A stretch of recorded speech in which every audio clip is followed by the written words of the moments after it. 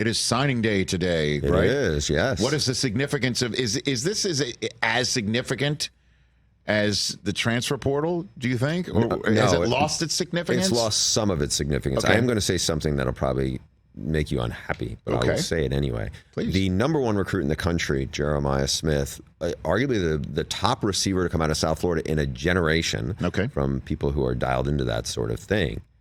Had been committed to Ohio State for a long time. People thought he might flip to Florida State or Miami. This morning he announced he's going to be a Buckeye. That's big for Ryan Day. They did lose another good receiver commit to Oregon. Yes. But, I think it's a sign of like, hey, people are still believing. Oh, well, I mean, they're all you got to do is see who just caught the game-winning touchdown pass on Monday Night Football. I know. Looked like the Rose Bowl catch he made. Yeah, I think they showed. Did they show that in the game? I don't know. I thought I saw that on. Maybe I saw it on Instagram and something like that. Something like that. But I mean, that's all you got to do is just turn on the the television set in the NFL. Brian Hartline and Ryan Day have cranked out elite receiver after elite receiver. Right. So hopefully, he'll have a great career and then go on and become an offensive rookie of the year in the NFL, just like Garrett Wilson and C.J. Stroud will be, and maybe Marvin Harrison will be, and next year. Share if it's the same thing that they lost their last games to Michigan. Hopefully, that'll just be part of that young man's path.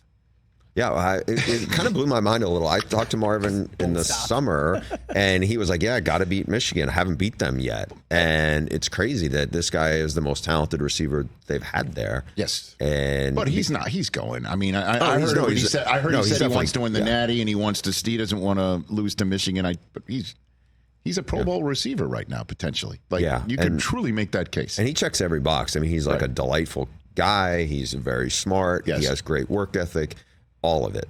He's, I would say, probably as good as has come out of college as a receiver in a long time. Well, I know Joel Klatt, your colleague at Fox, he was talking about him being one of the top receivers in last year's class. He would have been a top receiver last year. Wasn't a great receiver, but he's got really good size. He is super athletic. So good. And he's super intelligent and have the work ethic and the competitiveness. Yeah.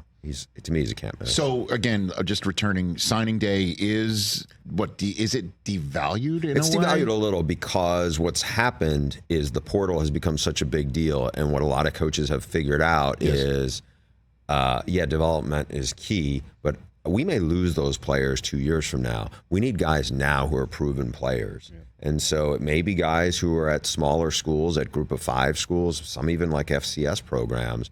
I mean, Jared Verse, who you will talk about in the draft early, in the spring, was at what was known to you and I when we were growing up as SUNY Albany.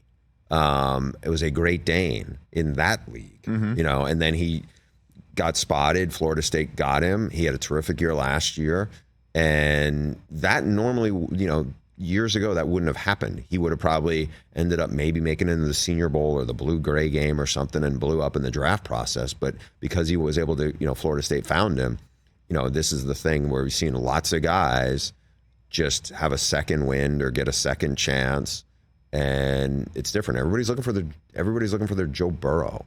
And Joe Burrow was kind of buried on the Ohio State bench. He goes to LSU, and he becomes the greatest player in LSU history and leads them to a national championship. And obviously, everybody, as you wants one of those to change their fortunes around so quickly. But again, I'm maybe it's the cynic in me, but every single time I see any signing or any announcement about signing day, like a day like today, or the transfer portal, somebody, I'm sitting here wondering how much money was involved in this. Well, it's and that's because that is what's going on right now, but right? It's no secret. I mean, what you don't know is often exactly how much, but that is absolutely what's going on. I mean, I've talked to a lot of coaches last off season where they were like, guys are poaching, they're recruiting off your roster, and they're saying you need to get in the portal. We'll pay you this, and even at games where they're competing against him, right? Yeah, I've definitely heard from coaches going, they're looking around the post-game handshake and they see the head coach talking to one of their players and they kind of get a sinking feeling.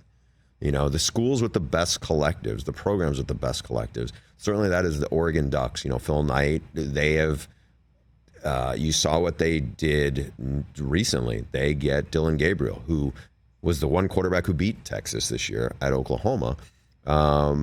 He's going to be an Oregon Duck. He'll probably be a really good fit in that system. And they'll probably, when they go into the Big Ten next year, he'll make them a legit playoff contender. And when I'm saying this about like how much money is involved and things of that nature, not to go full Greg Sankey here, but how do we know the money that's offered actually winds up in the hands of the kids as part of the commitment that's been made verbally? Or is there any paperwork on this sort of thing? Like, there's definitely some, with, but with an actual sum of money that's on a contract that a player and the college sign? Like this. We did a big story in The Athletic about a year ago on a pretty high-profile quarterback recruit out of Northern California, who at one point, and the money that was speculated and reported on how much he was supposedly getting to sign with the University of Florida was outlandish numbers. I mean, we're talking into the 8 figures, like $13 million. Wow. And that was essentially written on a bar napkin. That wasn't going to hold up. He ended up, not transferring. He ended up basically at Arizona State. Catch the Rich Eisen Show every single day on the Roku channel, 12 to 3 Eastern, for free.